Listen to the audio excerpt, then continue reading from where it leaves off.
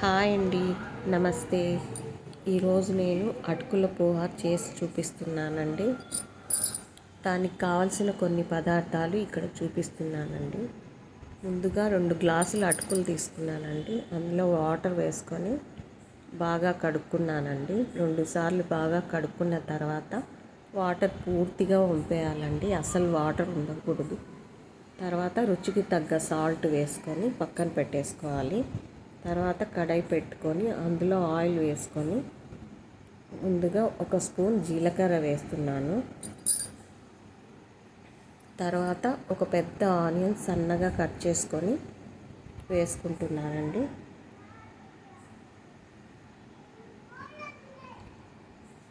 Onions మాడకుండా stove సిమ్లో పెట్టుకొని వేయించుకోవాలండి. తర్వాత పచ్చిమిర్చి సన్నగా తరిగింది వేసేసుకోవాలండి. నేను ఒక 4 పచ్చిమిరపకాయలు తీసుకున్నానండి. సన్నగా తరుక్కొని వేసుకున్నానండి. తర్వాత కరివేపాకు కూడా వేసేసుకోవాలి. ఇవన్నీ మాడకుండా చిన్నగా వేయించుకోవాలండి.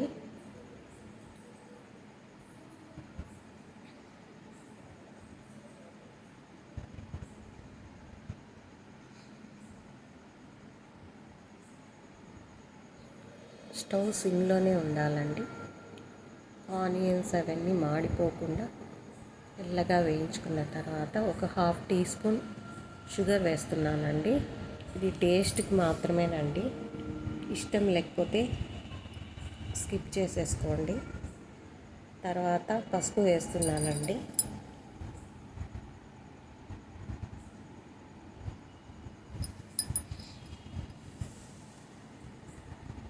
నేను ముందుగానే పల్లీలు వేయించి పక్కన పెట్టుకున్నానండి. అవి కలిపేసుకుంటున్నాను. ఇప్పుడు ఇందులో అటుకులు వేసేసి కలిపేసుకుందాం.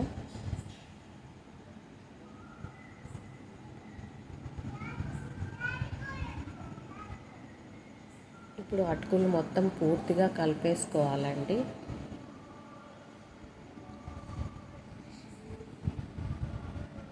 ఎక్కడ తెల్లగా లేకుండా అటుకులు పసుపు ఆయిల్ అంతా పట్టే విధంగా మొత్తం కలిపేసుకున్నానండి. ఇప్పుడు మూత పెట్టుకొని స్టవ్ సిమ్లో పెట్టుకొని కొద్దిసేపు మగ్గ పెట్టుకుందామండి. తర్వాత ఒక చిన్న నిమ్మకాయ తీసుకొని 1/2 నిమ్మకాయ రసం ఇందులో పిండుకోవాలండి.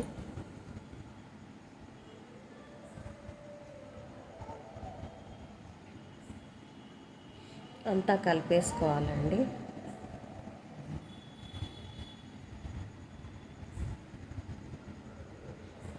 టేస్ట్ చాలా బాగుంటుందండి. వేడివేడిగా తింటే చాలా రుచిగా ఉంటుంది. ఒకసారి ట్రై చేసి చూడండి. ఇప్పుడు సన్నగా తరిగిన కొత్తిమీర కూడా చల్లేసుకుంటున్నానండి. ఒకసారి అంతా బాగా కలిపేసుకోవాలి.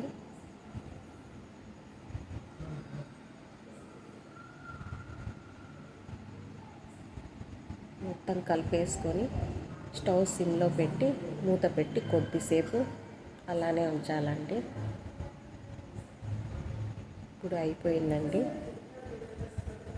ప్లేట్లో పెట్టేసుకుందాం. ఇందులోకి శనగల కారం అంటే పల్లీల పొడి ఉంటుంది కదా, అది చాలా బాగుంటుందండి. పెరుగుతో అయినా తినచ్చు, బాగుంటుంది.